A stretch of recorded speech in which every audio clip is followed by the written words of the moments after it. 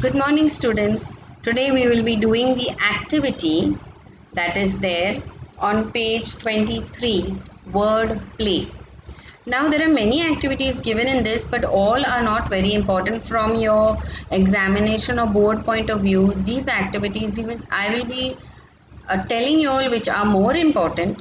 I will do all the activities or most of them, but I will tell you to mark which are more important in and on which you have to pay more attention from the board point of view, because you do have these activities even in your board exam. Okay, so let's start with the first one. Mark this as important because this is important. Anagrams.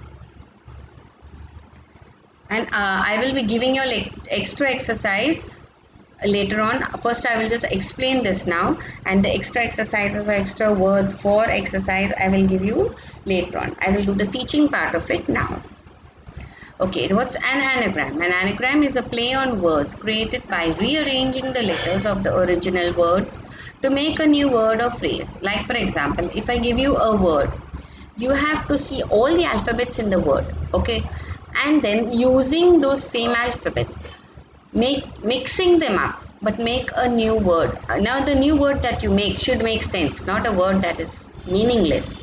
Okay, plus if this original word was a 5 alphabets, your new word will also be a 5 alphabets. You are not going to reduce or remove any alphabet, nor are you going to add any alphabet extra. Clear? That's called an anagram. Only thing you're going to do is take that word, see each and every alphabet in it, try to mix it up and see if you get a new word. Okay, anagrams can be fun and witty. We can often find examples of anagrams in everyday life. For example, state, you mix the words, you get taste. Dusty, you mix it, you get study. Save, you mix it, you get was. Think, mix it, you get night, etc. Okay. Now you will do. Okay, this I will tell you. I will tell you what to do. You don't go to do anything. So you just listen to the explanation today. I will give you all the exercise later on. Okay, mother tongue or other tongue. This is not so important, so don't mark it. You only write it down in your English notebook, but don't mark it as important. There are some words in English which sound like words in your mother tongue, but if you consider the meaning and use, you realize that they are different words altogether. For example, if you see the word rose in English, yes, what is the meaning of it? A flower. Okay, in Hindi and Marathi, it means every day. Yes, in Hindi and Marathi, it means every day. मी रोज येते, वो रोज आ रहा है. Okay. Second word, sun or sun. You see here the sun, both the suns is either a boy or a star, the sun. Okay. Well, as in Marathi, it is called, it means festival. आज कुठली सण आहे, and in Marathi it is the year, sun 1958. Okay, peace or peace both means a bit, a small part of, or calm, and here, well, as in Marathi it means feather, morache piece. Okay, and in Hindi, to grind, chakki piece.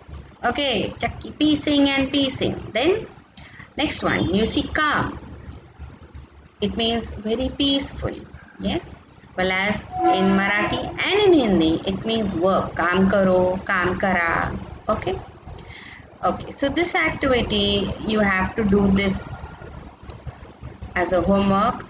Yeah, what is the meaning of boat? You can write it now in your textbook if you want, so that you can just do this by yourself without me telling.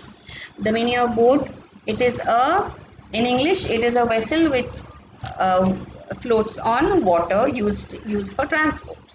Okay, in Marathi it means finger, a vessel which floats on water, used for transport. The second one, only the Marathi meaning is given, daughter-in-law. What is the meaning of it? What do you call daughter-in-law in Marathi? Tell me. Soon, Sunbai Ali, Naveen Sunbai Ali. So in English, in the first column you will write SOON, soon. Yes, and the meaning of it is very soon, very quickly. Yes, in a little while, in a little while, or very quickly.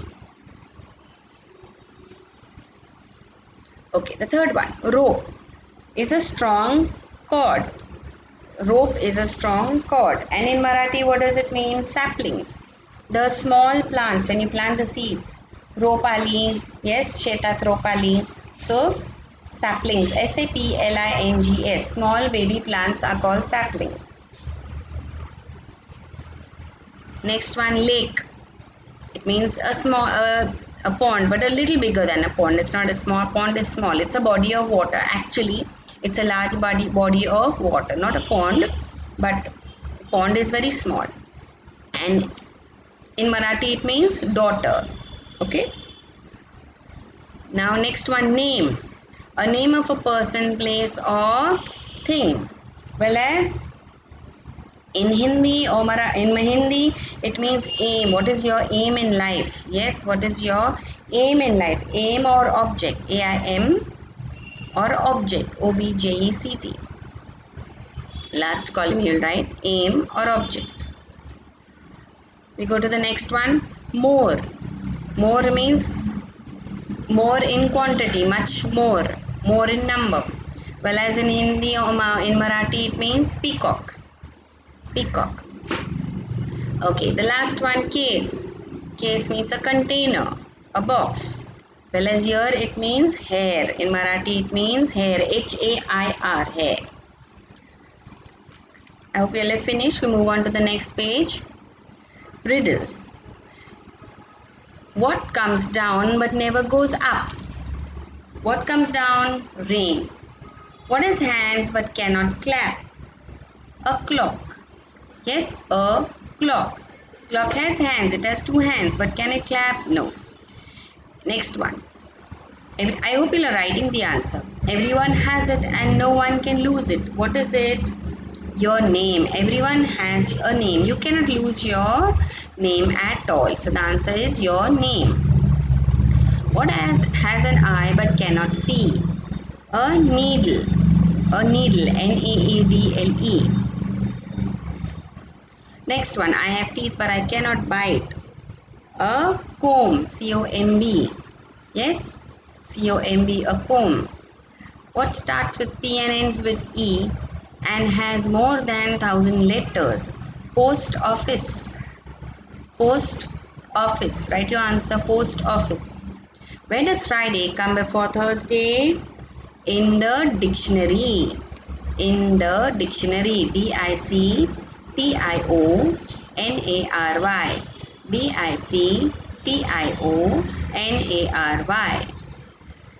Okay, next. We see it once in a year, twice in a week, and never in a day. What is it? The letter E. The letter E. Right over there. The letter E. E you can put in small inverted commas. What can travel around the world while it remains in a corner? A stamp. You put the stamp in the corner of a letter, and the letter may go all around the world, and along with the letter, the stamp also goes. Okay. Next one. Okay.